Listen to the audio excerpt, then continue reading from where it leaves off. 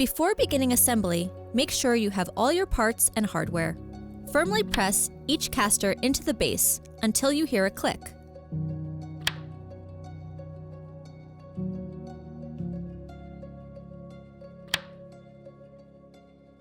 Next, insert the gas lift into the base.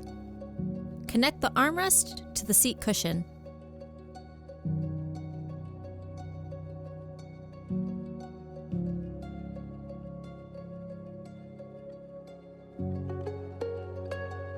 Repeat this process on the opposite side.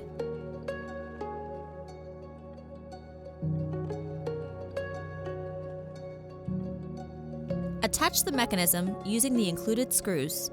Fasten each screw in an alternating cross pattern as shown here.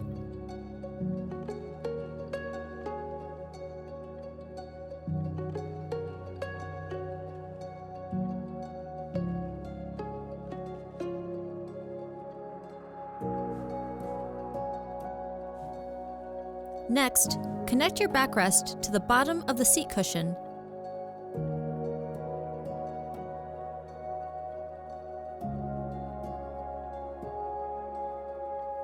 Firmly place your seat onto the gas lift.